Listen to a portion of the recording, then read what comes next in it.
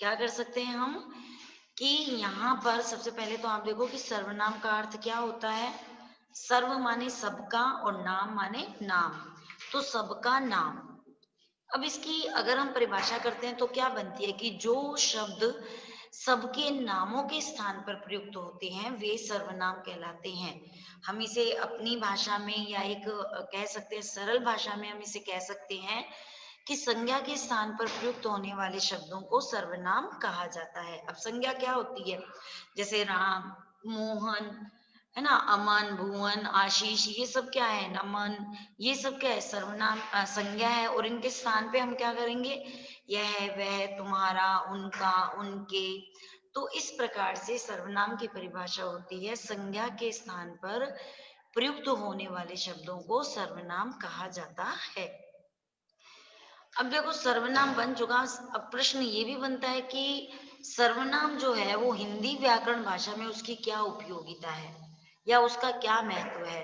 प्रश्न कैसे भी बन सकता है, तो हमें हिंदी के अंदर जो लिटरेचर सब्जेक्ट्स होते हैं उनमें हमें प्रश्न को बना करके आगे का अध्ययन करना होता है ताकि हम आसानी से उसको अध्ययन कर सके।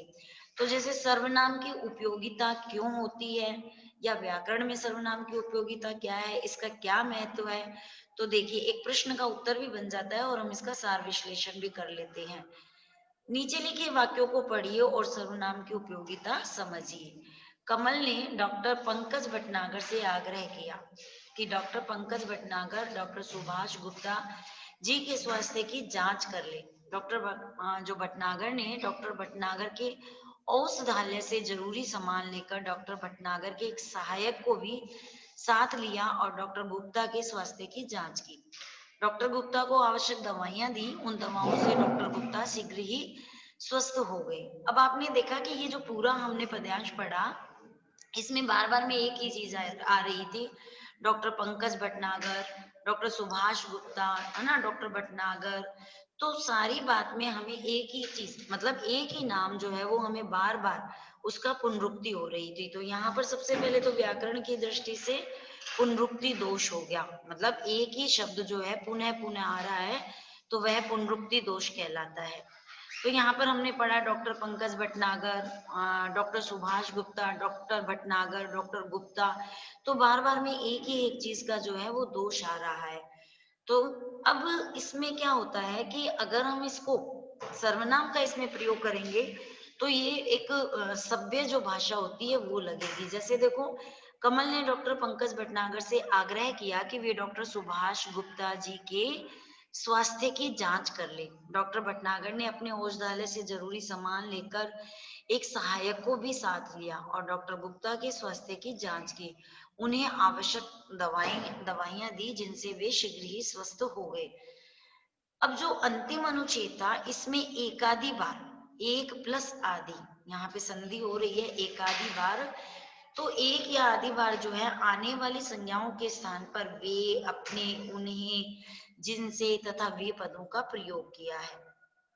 तो इस पूरे जो हमने इस पूरे एक आर्टिकल को पढ़ा तो इसमें हमें यह बात पता लग गई है कि संज्ञाओं के स्थान पर जो प्रयुक्त होने वाले होते हैं इन पदों को हम सर्वनाम कहते हैं। जैसे डॉक्टर भटनागर, डॉक्टर गुप्ता, इसकी जगह हम जो है उपयोग कर सकते हैं वह, उनका, उसके। तो ये क्या हो गए, हमारे सर्वनाम पद हो गए। तो ये हो गई हमारी सर्वनाम की उपयोगिता और महत्व। तो सबसे पहले तो इसका महत्व, उपयोगिता क्या हुई कि अगर हम संज्ञा के स्थान पर सर्वनाम का प्रयोग करेंगे तो जो हमने एक अनुच्छेद तैयार किया वो पढ़ने में सरल होगा। और महत्व क्या हुआ कि सबसे बड़ा महत्व होता है कि जब तक भाषा शैली में हमें रुचिकर अगर हमारी भाषा नहीं होती है तो हमें पढ़ने में जो है वो आनंद भी नहीं आता और हम उसको समझने का प्रयास भी नहीं करते हैं। तो ये हो गया हमारा इसका उपयोगिता और महत्व। आप अपनी भाषा शैली में भी इसको लिख सकते हैं, पॉइंट्स में भी आप लिख सकते हैं। बस शर्त क्या होती है कि भाषा शैली जो है वो एकदम सटीक बैठनी चाहिए जिसको आप अच्छे से याद कर सको। तो चलिए अब आगे देखते हैं सर्वनाम के भेद। सर्वनाम के भेद कितने होते हैं, हम हमेशा पढ़ते हैं कि सर्वनाम के 6 भेद होते हैं। तो हमने अभी तक इतना ही पढ़ा कि सर्वनाम के 6 भेद होते हैं।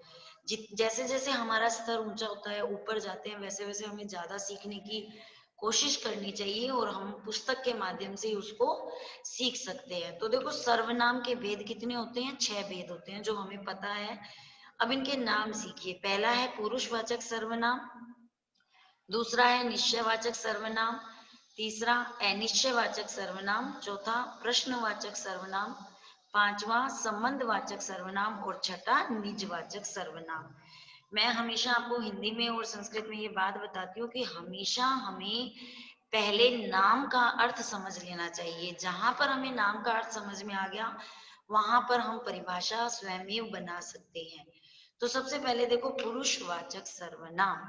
पुरुषवाचक सर्वनाम में क्या होता है, जो पर्सनल अपना प्रोनाउन होता है उसके लिए कहा जाता है। तो देखो 3 प्रकार के व्यक्ति होते हैं, हम संस्कृत में भी यही पढ़ते हैं कि प्रथम पुरुष, मध्यम पुरुष और उत्तम पुरुष। प्रथम पुरुष मतलब स्वयं के लिए, मध्यम पुरुष किसी अन्य के लिए, और उत्तम पुरुष जो हमें दिखाई नहीं दे रहा है और हम उसके बारे में बात कर रहे हैं। पर हिंदी में थोड़ा सा इसका विपरीतार्थक हो जाता है, अपोजिट हो जाता है। वो कैसे हो जाता है, तो देखिए 3 प्रकार के व्यक्ति होते हैं जिनके बदले में पुरुषवाचक का प्रयोग होता है। तो मैंने पहले बताया, सबसे पहले निज मतलब स्वयं बोलने का, दूसरा सुनने वाला मतलब मध्यम, और तीसरा जो हमारे सामने नहीं है, तो जिनके बारे में बात की जा रही है। तो देखो इस दृष्टि से पुरुषवाचक के 3 भेद है। पहला उत्तम पुरुषवाचक, जब हम संस्कृत में कहते हैं तो इसको उत्तम को लास्ट में लेकर आते हैं, जब हम एक टेबल बनाते हैं तब। तो पहला है उत्तम पुरुषवाचक सर्वनाम, दूसरा मध्यम पुरुषवाचक सर्वनाम और तीसरा अन्य पुरुषवाचक सर्वनाम। ठीक है। अब इसके बाद में देखो कि जो उत्तम पुरुषवाचक सर्वनाम है उसमें क्या होता है। उत्तम पुरुषवाचक सर्वनाम में जो बोलने वाला, लिखने वाला स्वयं अपने लिए जिन सर्वनामों का प्रयोग करते हैं उन्हें जो है उत्तम पुरुष कहते हैं। उसके बाद में मध्यम पुरुष। तो मध्यम पुरुष क्या होता है, जो दूसरा सुनने वाला होता है, जैसे वक्ता या लेखक। तो जैसे अभी मैं पढ़ा रही हूँ, ठीक है, तो मैं कौन हूँ, मैं वक्ता हूँ, और आप लोग कौन है, श्रोता है। तो वक्ता मतलब जो बोलने वाला है और श्रोता मतलब जो सुनने वाला है। तो हम यहाँ पर मध्यम पुरुष में श्रोता कह सकते हैं कि श्रोता जो होता है वो मध्यम पुरुष होता है। ठीक है। अब अन्य पुरुषवाचक सर्वनाम। अन्य का मतलब जिसे हम लोग देख नहीं रहे हैं, जो हमारे सामने नहीं है, वो होता है अन्य। जैसे कि मैंने कहा कि मैं बच्चों को पढ़ा रही हूँ परंतु वह बच्चा क्लास में नहीं आया, तो वह बच्चा कौन हुआ यहाँ पर, वो अन्य पुरुषवाचक हुआ। तो यहाँ पर देखो जैसे कि निश्चयवाचक सर्वनाम, सिंपल सी बात है, साधारण एकदम तरीके से आप याद करो कि किसी निश्चित व्यक्ति, वस्तु, घटना अथवा कर्म के स्थान पर प्रयुक्त होने वाले सर्वनाम निश्चित सर्वनाम कहलाते हैं। जैसे सामने जो हरा भरा खेत लहरा रहा है वो किसका खेत है, वो हमारा है। तो ये बात तो क्या हो गई, ये बात तो कंप्लीट हो गई है कि यह खेत हमारा ही है। तो जो बात पूर्ण हो चुकी है मतलब कि वो कार्य हो चुका है, तो ये निश्चित बात हो गई। तो इस प्रकार से हम निश्चयवाचक सर्वनाम को परिभाषित कर सकते हैं कि जैसे वे लोग जो सामने बैठे हैं वे कौन है, तो ये निश्चित है कि हमें पता नहीं है कि वे लोग कौन है। वे जो आदमी खड़े हैं या वहां खड़े हैं उन्हीं से रास्ता पूछ लो, मतलब यह भी बात निश्चित हो गई है कि हमें रास्ता पता नहीं है। बीच की कुर्सी पर जो व्यक्ति बैठा है अशोक उसी का बेटा है। तो यहाँ पर ये बात भी क्या हो गई, निश्चित हो गई है कि अशोक किसका बेटा है, जो बीच की कुर्सी पर बैठा है। तो इस प्रकार से वह, यह, वे, उन्हीं से तथा उसी का सर्वनाम शब्द निश्चित रूप से क्रमशः खेत, स्कूल, अगर हम इन उदाहरण को देखते हैं तो ये सब चीजें आ गई हैं, खेत, स्कूल, लोग, आदमी, व्यक्ति।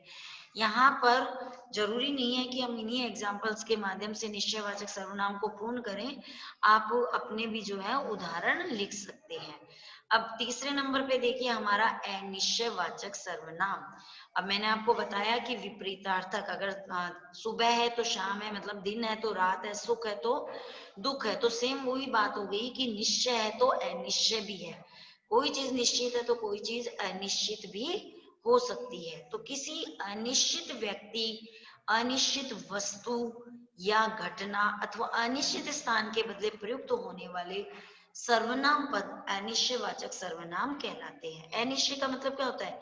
जिसकी कोई निश्चितता नहीं है। शायद कोई कुंडी खड़खड़ा रहा है।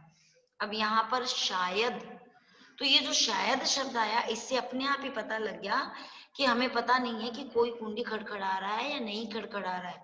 मतलब यहाँ पर अनिश्चय बात हो चुकी है। जैसे बाजार से कुछ खरीद कर खा लूंगा। बाजार से, जा बोलते हैं इसको, जा नहीं बोलते। जहां पर भी ये नुक्ता आ जाता है वहां पर जो हमारी उच्चारण की प्रक्रिया है वो परिवर्तित हो जाती है। बाजार, बाजार नहीं। तो बाजार से कुछ खरीद कर खा लूंगा।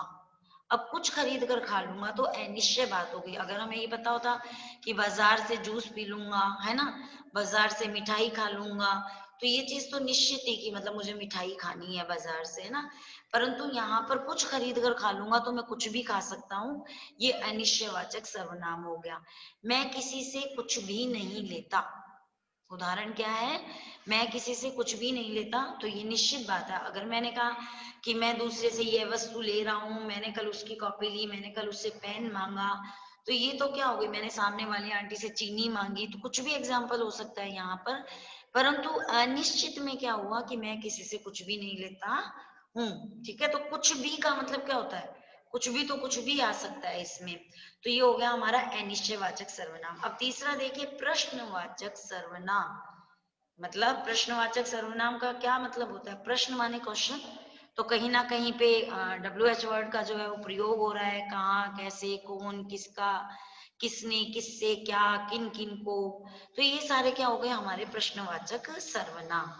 जिन सर्वनामों का प्रयोग प्रश्न रूप में होता है, सर्वनाम के माध्यम से हम प्रश्न रूप में उसका प्रयोग कर रहे हैं, अर्थात जो पद किसी संज्ञा पद के बदले प्रश्न रूप में प्रयुक्त होती है। जैसे मान लो राम कहाँ जा रहा है, राम क्या खा रहा है, राम देखो कौन आया है। तो ये जो सारे WH वर्ड है, कौन, किसको, कैसे, कहाँ, तो ये तो प्रश्नवाचक है ही, परंतु संज्ञा का प्रयोग न करके हम वहां पर सर्वनाम का प्रश्न रूप में प्रयुक्त करते हैं। मतलब संज्ञा पद के बदले प्रश्न रूप में प्रयुक्त होते हैं, उन्हें प्रश्नवाचक सर्वनाम कहा जाता है। जैसे देखो, अंधेरे में कौन बोल रहा है, आप किससे पूछकर यहाँ आए, आप में से किन किन को मेरे साथ चलना है, पानी किसने मंगाया था, आपको मेरे पास किसने भेजा है, आपको मुझसे क्या चाहिए। तो प्रश्नवाचक में आप लोगों को सबसे पहले तो यही बात ध्यान रखनी है कि आपको प्रश्नवाचक चिन्ह लगाना है।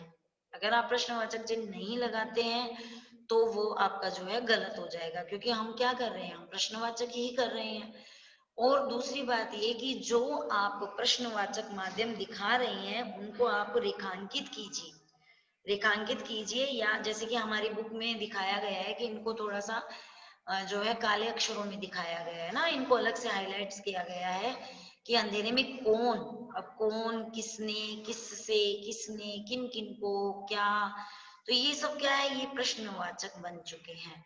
तो यहाँ पर प्रश्नवाचक की परिभाषा जो है बस हमें इतना सा याद करना है कि जो पद किसी संज्ञा पद के बदले प्रश्न रूप में प्रयुक्त होते हैं उन्हें प्रश्नवाचक सर्वनाम कहा जाता है। अब देखिए 5 नंबर जो है हमारा संबंध वाचक सर्वनाम। वाचक मतलब बोलने वाला, वाच करने वाला, है ना। वाच क्या होती है? बोलने की क्रिया होती है। वाच धातु किसके अर्थ में आती है? बोलने के अर्थ में आती है। तो संबंध वाचक सर्वनाम अर्थात संबंध बताने वाले सर्वनाम कौन से होते हैं? तो इसकी परिभाषा, जो सर्वनाम शब्द प्रधान वाक्य या आश्रित वाक्य अथवा वाक्यों से संबंध जोड़ते हैं उन्हें संबंधवाचक सर्वनाम कहा जाता है। जैसे कि हम हमेशा पढ़ते हैं कारक में षष्ठी विभक्ति होती है हमारी, कर्ता ने कर्म को करण से, तो उसमें हम पढ़ते हैं संबंध, का, के, की, रा, रे, री। जैसे राम का छोटा भाई लक्ष्मण है ना, सीता का पति राम है। तो ये सब क्या बता रहे हैं? संबंध बता रहे हैं आपस में। तो जो सर्वनाम शब्द प्रधान वाक्य, प्रधान वाक्य क्या होता है? जो इम्पोर्टेंट है, मतलब उस पूरे वाक्य के अंदर उसका महत्व जो है वो सबसे ज्यादा बताया जा रहा है, उस पर आश्रित है। या फिर कोई आश्रित वाक्य होता है जिस पर हम डिपेंड होते हैं, वो आपस में वाक्यों से संबंध जोड़ते हैं, उन्हें संबंधवाचक सर्वनाम कहते हैं। अब यहाँ पर आ गया कि प्रधान वाक्य और आश्रित वाक्य क्या होते हैं। जैसे हम कहते हैं कई बार कि जैसा करोगे वैसा भरोगे। अब भरने का संबंध किससे हुआ? करने से। कई बार हम सुनते हैं ना कि जैसा बीज बोया है वैसा ही फल प्राप्त होगा। तो फल प्राप्त होना, अब फल प्राप्त होना का मतलब कैसा फल? अगर आप आग का पौधा लगाओगे तो आपको क्या मिलेगा? आग ही मिलेगा ना, वहां से आम नहीं मिल सकते। तो आप जैसा कार्य करोगे आपको उसके फल स्वरूप वैसा ही फल मिलेगा। तो यहाँ पर यह बात कही गई है कि प्रधान वाक्य या आश्रित वाक्य जो वाक्यों से संबंध जोड़ते हैं, आपस में संबंध को जोड़ देते हैं, वो संबंध वाचक सर्वनाम कहते हैं। जैसे जिन्हें कुछ देना हो उन्हें कल बुला लो। अब यहाँ पर इस वाक्य में देखिए कि जिन्हें कुछ देना हो उन्हें कल बुला लो। अब कल बुलाना, किसको बुलाया जाएगा? जिन्हें हम कुछ दे रहे हैं। तो ये आपस में क्या हो गया? जिन्हें और उन्हें, ये एक वाक्य को जोड़ रहे हैं। जिन्हें और उन्हें जो है वो एक वाक्य को जोड़ रहे हैं और यहाँ संबंधवाचक सर्वनाम हो गया है। जैसे देखो, उसे क्या समझाओगे जिसमें अक्कल ही नहीं है। अब यहाँ पे अक्कल का भाव नहीं आ रहा, यहाँ पे भाव क्या आ रहा है कि जिसके अंदर अक्कल नहीं है उसे समझाना क्या है? व्यर्थता है ना। तो उसे और जिसमें, ये दोनों वाक्य जो है वो अपना कार्य कर रहे हैं। मतलब प्रधान वाक्य क्या है? उसे जो है वो जिसमें को जोड़ रहा है। तो यहाँ पर ये संबंध हो गया। जैसे जिसको कुछ नहीं चाहिए वह ही शहंशाह है। तो शहंशाह कौन है? जिसको कुछ नहीं चाहिए। तो जिसको और वह जो है ये दोनों वाक्यों को आपस में जोड़ रहा है, और जब जोड़ रहा है तो क्या बन गया? संबंधवाचक। और किससे बन गया? सर्वनाम से, क्योंकि जिसको और वह जो है वो संबंधवाचक यहाँ पर है। उसके बाद में देखो निजवाचक सर्वनाम। निजवाचक सर्वनाम क्या होते हैं? निजवाचक सर्वनाम कुछ व्याकरणाचार्य, व्याकरणाचार्य क्या होते हैं? व्याकरण प्लस आचार्य, जो व्याकरण के आचार्य हैं, जो कह सकते हैं कि जो महान महान गुरु होते हैं, जिन्होंने अपनी शिक्षा पद्धति में निपुणता ले ली है, वो व्याकरणाचार्य होते हैं। तो कुछ व्याकरणाचार्य निजवाचक सर्वनाम को पुरुषवाचक का एक भेद मानते हैं। हमने अभी ऊपर पुरुषवाचक पढ़ा था जिसमें हमने 3 भेद किए थे उसके। तो यहाँ पर कुछ व्याकरणाचार्य निजवाचक सर्वनाम को पुरुषवाचक का ही भेद मानते हैं। मतलब यहाँ पर आप इसको अलग भी ले सकते हैं और इसको साथ में भी ले सकते हैं, परंतु हमारे पाठ्यक्रम के दौरान ये अलग है तो हमें अलग ही लेना पड़ेगा। तो इस प्रकार से हम इसको अलग लेंगे तो हमारे 6 भेद होंगे, और अगर हम इसको पुरुषवाचक में लेंगे तो हमारे 5 भेद होंगे। ठीक है। तो पाठ्यक्रम के अनुसार हमें जो है 6 नंबर पे निजवाचक सर्वनाम लेना है।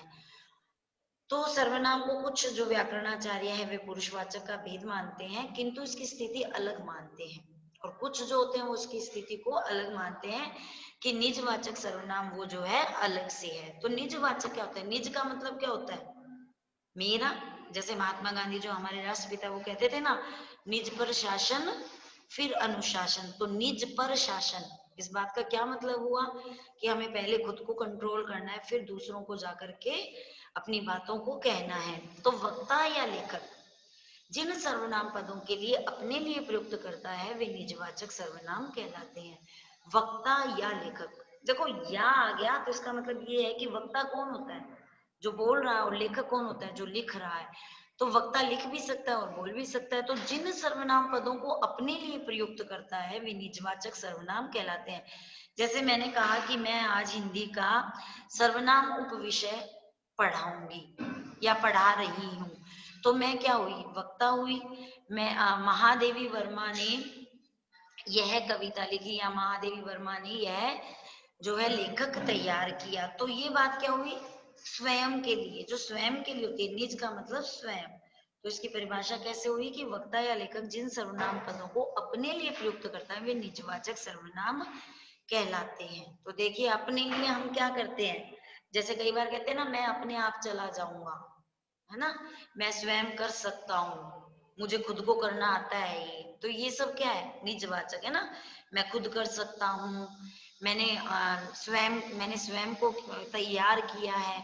तो ये सब क्या होते हैं? ये निजवाचक माने जाते हैं जिसमें खुद के लिए कोई बात आती है ना। मैं अपना काम स्वयं देखता हूँ, मैं अपने सभी काम अपने आप करता हूँ, आप स्वयं यह सब कर सकते हैं।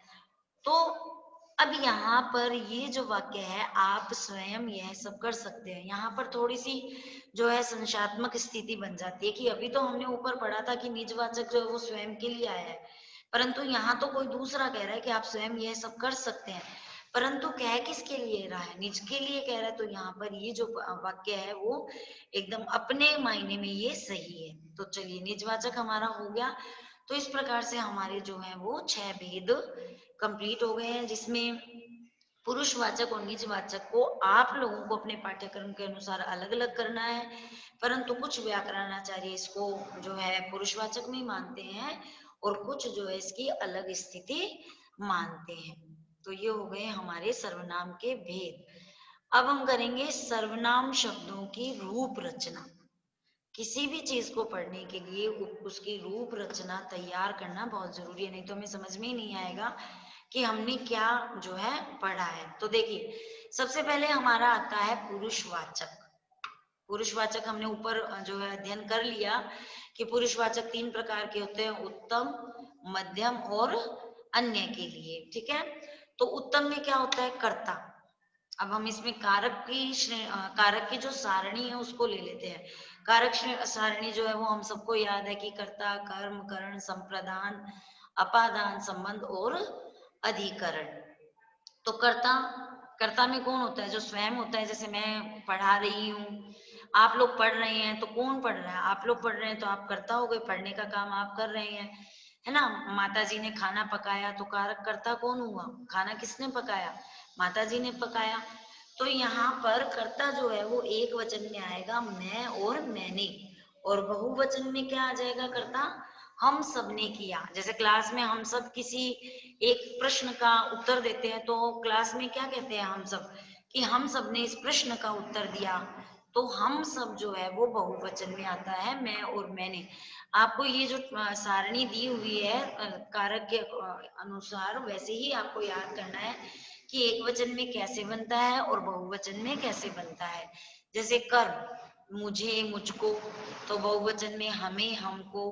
करण में जैसे द्वारा किसी कार्य को किया जाता है, तो मुझसे, मेरे द्वारा, हमसे या हमारे द्वारा यह कार्य किया गया। संप्रदान क्या होता है, देने का भाव आता है, किसी को दान देना, जैसे राजा ने भिखारी को दान दिया, है ना। तो अध्यापक ने कक्षा में बच्चों को पुस्तक